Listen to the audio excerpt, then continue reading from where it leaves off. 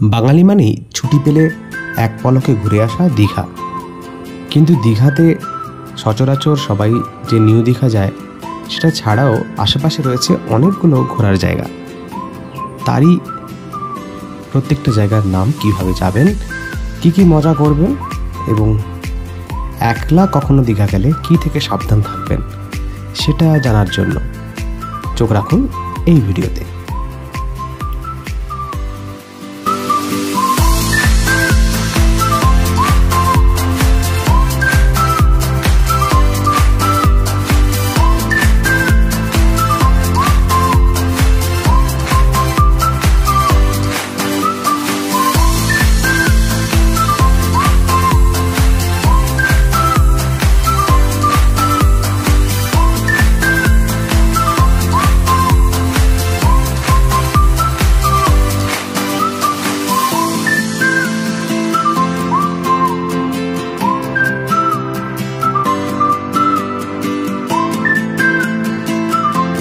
বৃহস্পতিবার সকাল সকাল পাঁশকুড়া থেকে লোকাল ট্রেনে 8:30টায় যে ট্রেন তাতে বেরিয়ে পড়লাম দীঘার উদ্দেশ্যে।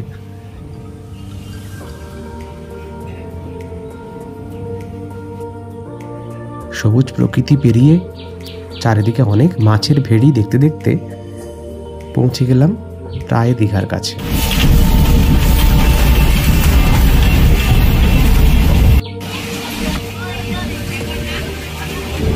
শনিবার বা রবিবার নয়, বৃহস্পতিবার, তাতেই এত ভিড় সত্যি ভাবা যায় না। শুক্রবার, শনিবার বা রবিবার সাধারণত যে ভিড় হয়, এবারে বৃহস্পতিবারই সেই ভিড়। হোটেলে চলে এলাম। রুমটা মোটামুটি ঠিকই আছে, কিন্তু একা থাকার জন্য খুব অসুবিধে। একা থাকতেই দিচ্ছিল না প্রথমে। অনেক কষ্টে পুলিশ পারমিশন এবং বাড়িতে ফোন সব কিছু করে ব্যবস্থা করা গেল। তাই দীঘাতে এলে একা না আসাই ভালো। একা এলে কিন্তু হোটেলে থাকতে দিতে চায় না, এটা ওদের রুলস হয়ে গেছে, কারণ অনেকে এখানে এসে আত্মহত্যা করে। বিচে চলে এলাম টিফিন করার পর। বিচে লোকে লোকারণ্য। প্ল্যান করলাম ওখানেই যে না, এখানে থাকা আর নয়, নিউ দীঘার এই ভিড় একেবারে অপছন্দ। তাই পাশাপাশি যে সমস্ত বিচগুলো আছে, শঙ্করপুর, তাজপুর, উদয়পুর, তালসারি, এইগুলো ঘুরে আসার প্ল্যান করলাম। কিন্তু এসেই যখন পড়েছি, কিছুক্ষণ দূর থেকে ভিড় এড়িয়ে একটু ঢেউ দেখে নেওয়া।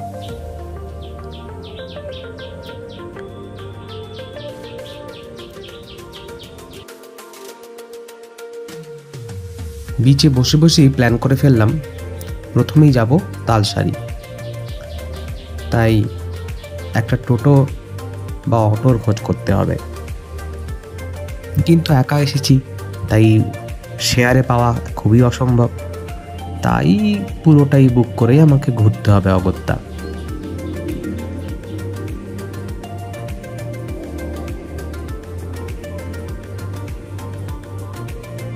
একটু দূরে সরে এলাম। এখানে জলটা একদম পরিষ্কার এবং লোকজনের ভিড়টাও কম। দুপুরে খাওয়া দাওয়া সেরে একটি অটো বুক করে বিকেলের দিকে বেরিয়ে পড়লাম তালসারির দিকে। অটো নয়, সরি, এই টোটোতে করে প্রথমে আমি এখন উড়িষ্যার বর্ডারের প্রায় কাছাকাছি।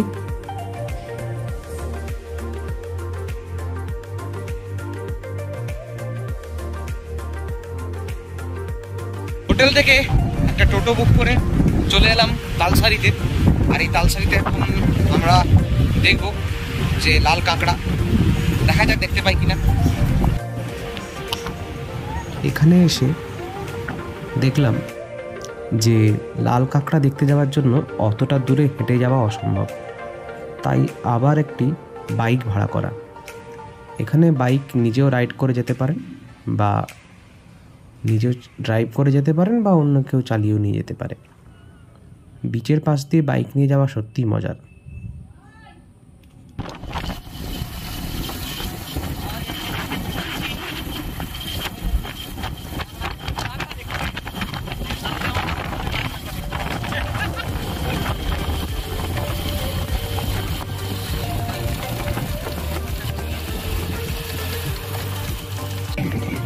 চারিদিকে সারি সারি লাল কাঁকড়া, আর আপনি একটু এগিয়ে গেলেই সেগুলো ভেতরে ঢুকে যাবে। কোনো রকমে একটা ধরা গেল জাস্ট ছবি তোলার জন্য।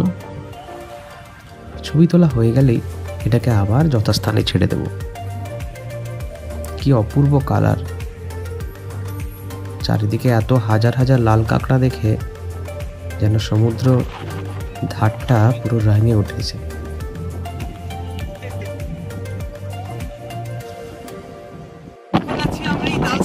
সেখানে চারিদিকে অনেক হাজার হাজার কাঁকড়া, সেই কাঁকড়া আমাদের দাদা ধরে নিলেন। 100 টাকা গাড়ি ভাড়া করে বাইক আছে, বাইক সার্ভিস করে 100 টাকা দিয়ে মেন যে তালসারি সেখান থেকে চলে আসবেন, পুরো তালসারি বীজটা ওরা ঘুরে দেখাবে। খুব সুন্দর ব্যবহার, এবং আমাদের কাঁকড়া ঘুরে দেখালো এবং আমরা সেই ভিডিওটা করতে পারবো। সেই জিনিসটা যাদের নিজের বাইক চালানোর ইচ্ছা তারা বাইক চালাতে পারবেন এবং তার সাথে রাইড করেও আসতে পারে। অবশ্যই আসবেন।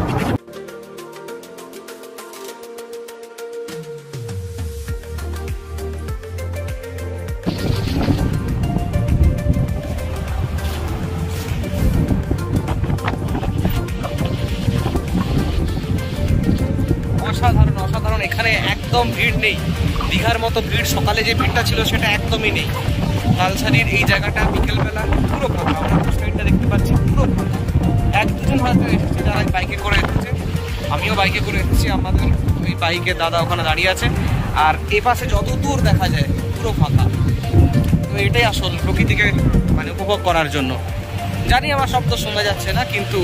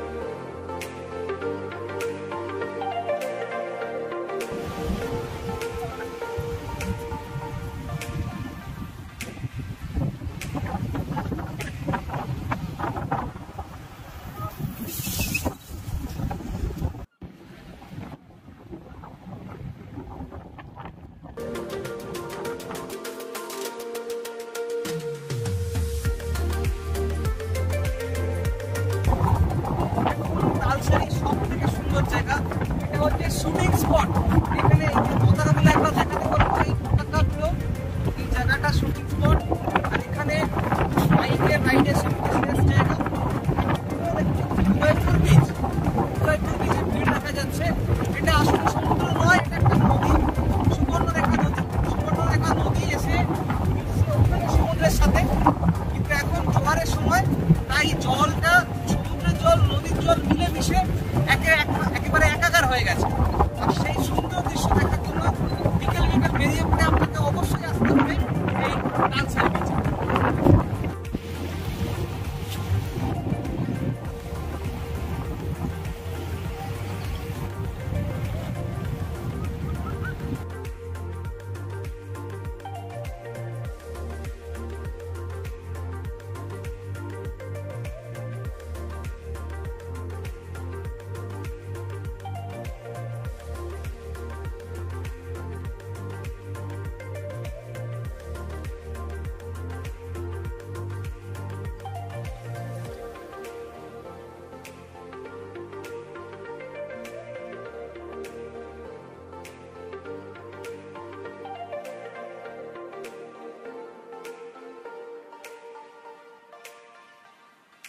ওখান থেকে ফিরে চলে এলাম ঢেউসাগরে।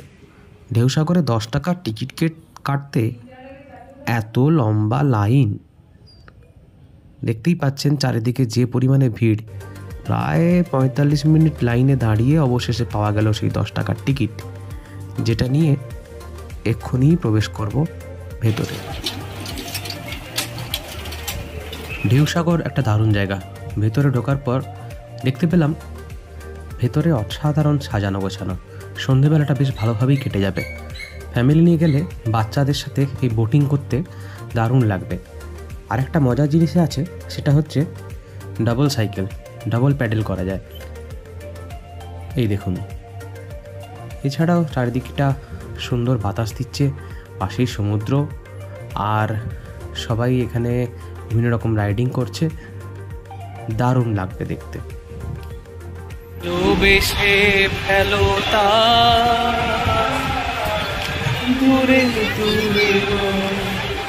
ব্যাকগ্রাউন্ডে বাজছে মান্নাদের গান, আর তার সাথে একটু গলা মিলিয়ে নেওয়া।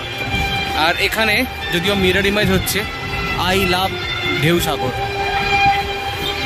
সন্ধেবেলাটা ঘুরে নেওয়ার জন্য এই আলোকোজ্জ্বল সুন্দর এরিয়াটা সত্যিই মনোরম।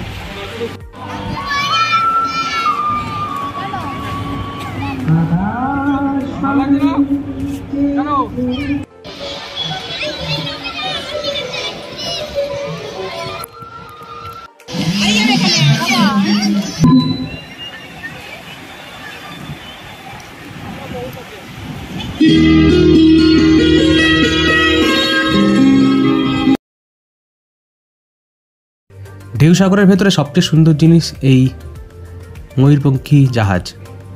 ভেতরে গান হচ্ছে আর সামনে মানুষ, ব্যাকগ্রাউন্ডে সমুদ্র, দারুণ বাতাস, সব মিলিয়ে অসাধারণ। আর রয়েছে অনেক পাখি, বিভিন্ন রকমের পাখি আমরা এখানে এলে দেখতে পাবো।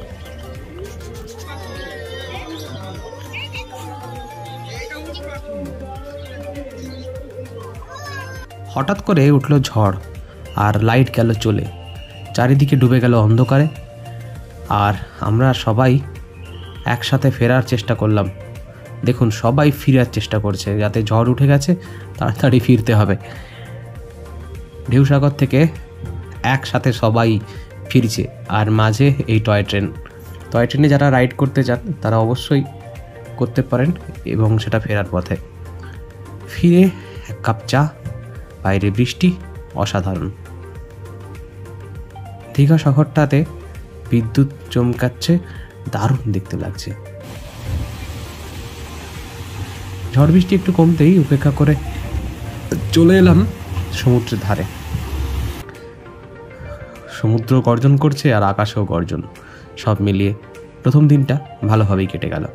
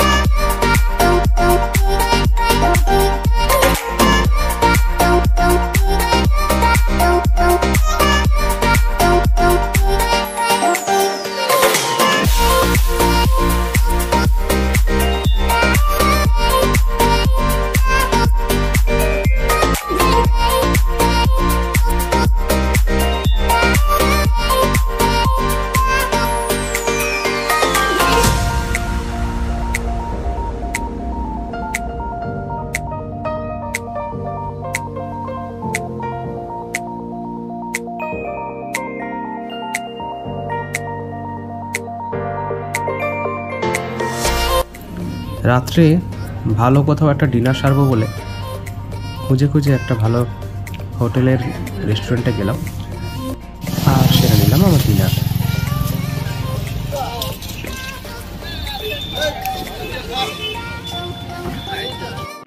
দ্বিতীয় দিন এবারে লং জার্নি, তাই আর টোটো নয়, অটো বুক করে বেরিয়ে পড়লাম। প্রথমে যাব তাজপুর, তারপর শঙ্করপুর, তারপর মোহনা। তাজপুরে যাওয়ার পথে পড়লো মেরিন ড্রাইভ, অসাধারণ জায়গা। পাশ দিয়ে সমুদ্র, আর সমুদ্রের পাশ দিয়ে সুন্দর বাঁধানো রাস্তা। কিন্তু দুঃখের বিষয় এটাই, এই রাস্তাতে ভালোভাবে নিকাশি ব্যবস্থা নেই, তাই মাঝে মাঝেই দেখলাম অনেকটা করে জল জমে আছে। দু সাইডে সারি সারি নৌকো দাঁড়িয়ে আছে, কারণ এরা এখন মাছ ধরতে যায়নি। এই সময়টা হচ্ছে মাছেদের ডিম পাড়ার সময়, তো এই সময়ে মাছ ধরা বন্ধ, তাই সমস্ত নৌকোগুলো শঙ্করপুরের বিচের কাছে দাঁড়িয়ে আছে। এখন আমরা যাচ্ছি তাজপুরে। রাস্তা সুন্দর বাঁধানো, মেরিন ড্রাইভ দেখতেও ভালো লাগছে। পাশে এসে সমুদ্রের জল ছিটকে এসে পড়ছে গাড়ির ভেতরে, একটা সুন্দর অভিজ্ঞতা। কিন্তু মাঝে মাঝে গাড়িটা খুব স্লো হয়ে যাচ্ছে, কারণ সামনে রাস্তায় ওই সমুদ্রের উপচে পড়া জল জোয়ারের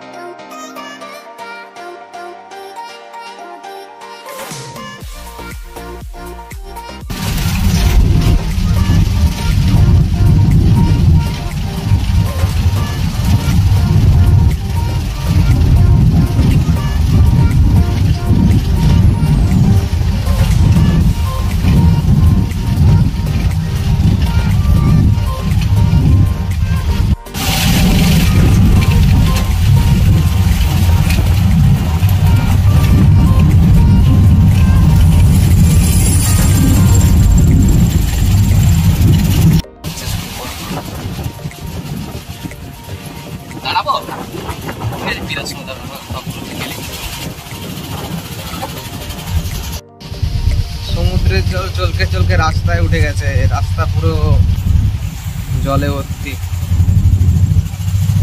না আগে মনে হয় আরো কাছে ছিল, এখন তো অতটা কাছে নয়।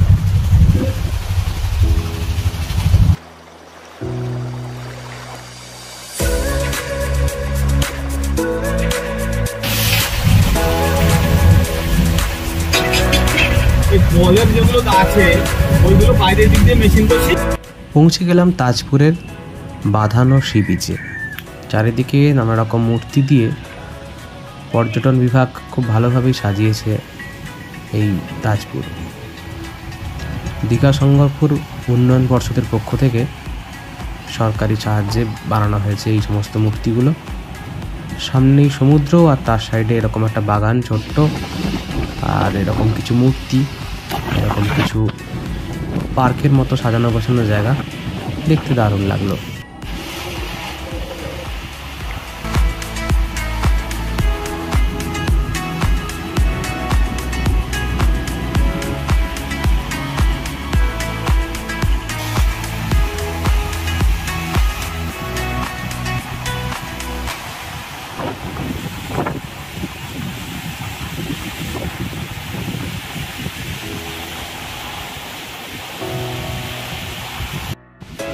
নীল দরিয়া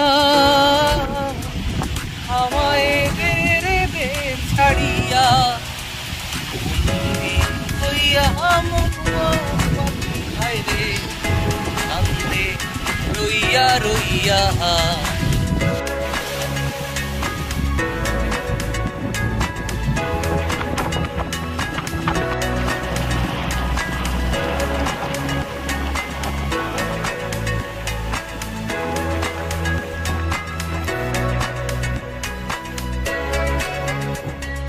দীঘার থেকে এই তাজপুরের বিচটা কিন্তু অনেক সুন্দর, এত সুন্দর করে সাজানো হয়েছে, চারিদিকে এত ভালো ভালো আর্কিটেকচার, আর এই পুরো এলাকাটাতে সামনে সমুদ্র, বাঁধানো রাস্তা, আর অনেক অনেক মূর্তি, সব কিছু মিলিয়ে একটা দারুণ জায়গা। দীঘা থেকে কাছাকাছির মধ্যে ঘুরতে আসার জন্য অবশ্যই আসা উচিত তাজপুরে।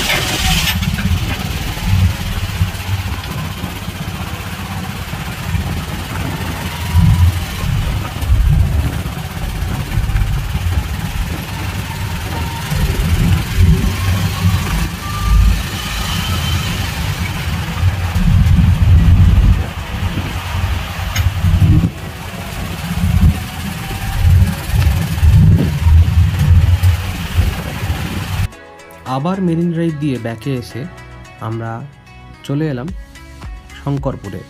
শঙ্করপুরের পাড়টাও খুব সুন্দর করে বাঁধানো, দূরে ঝাউ গাছ, আর এখানে ঢেউগুলো খুব জোরে জোরে পড়ছে। দেখতেই পাচ্ছেন মানুষ দাঁড়িয়ে আছে ছবি তোলার জন্য, আমিও অনেক ছবি তুলেছিলাম।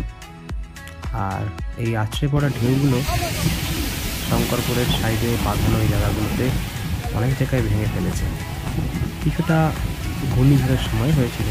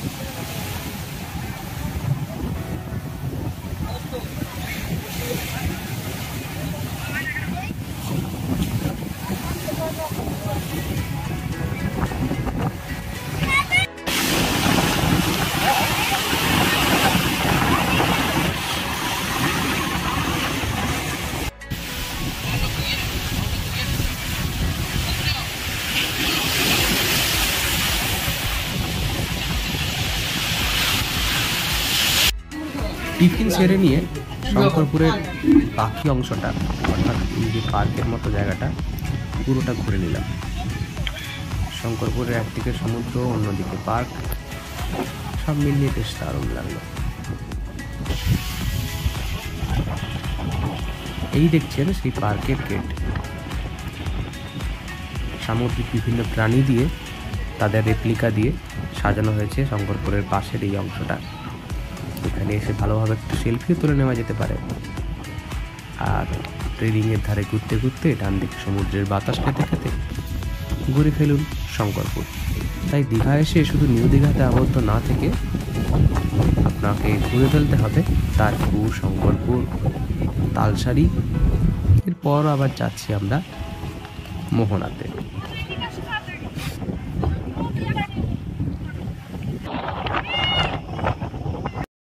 এই সেই মোহনা, আর মোহনাতে চম্পা নদী ওই দূরে এসে মিলিত হয়েছে সমুদ্রের সাথে। এখানে মূলত সামুদ্রিক মাছ মোহনাতে, এটা হচ্ছে নদী চম্পা নদী, নিজেরা রান্না করে খেতে চান বা বাড়ি নিয়ে যেতে চান, তাদের জন্য আদর্শ জায়গা হলো এই ওই ধারে সমুদ্র মোহনা। এইটা সমুদ্র, তার সাথে এই পাশে নদীটা মিলিত হয়েছে। সমুদ্রের সাথে নদীর মিলন ক্ষেত্র এইটা।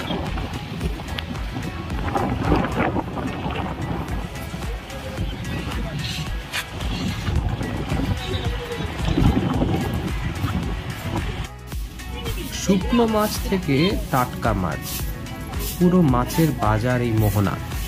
মোহনাতে এলে নিজের পছন্দ মতো মাছ দাম দর করে কিনে ফেলতেই পারে।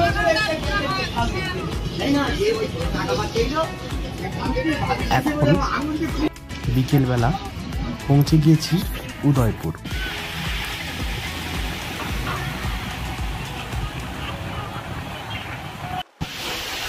উদয়পুরে আছি এখন।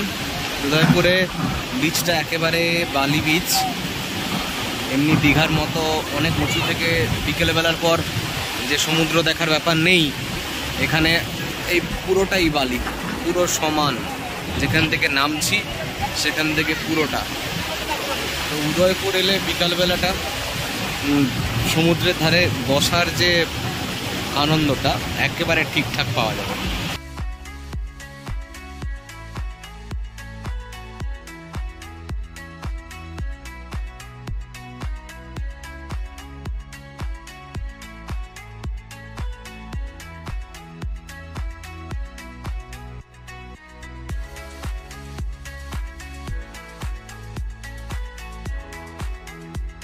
উড়িষ্যার মধ্যে অবস্থিত এই উদয়পুর বিচটি একটু নোংরা লাগছে, কিন্তু বেশ নির্জন। দীঘার মানুষের ভিড় থেকে বাঁচতে এখানে চলেই আসতে পারেন। একাকিত্বে বসে সময় কাটানো যেতে পারে।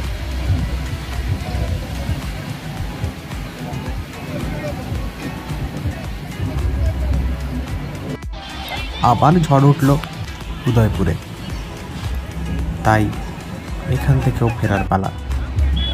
উদয়পুরে বিচে দেখলাম প্রকাশ্যে মদ্যপানের ব্যবস্থা রয়েছে, তাই একটু মানুষের ভিড় কম। এই বৃষ্টির মধ্যে ফেরার পথে আবার একটু চা বসে বসে চকলেট চা, এর থেকে আর কি ভালো হতে পারে। উদয়পুর বিচ আর বাইরে বৃষ্টি আর তার সাথে চকলেট চা, এর থেকে আর কি ভালো হতে পারে।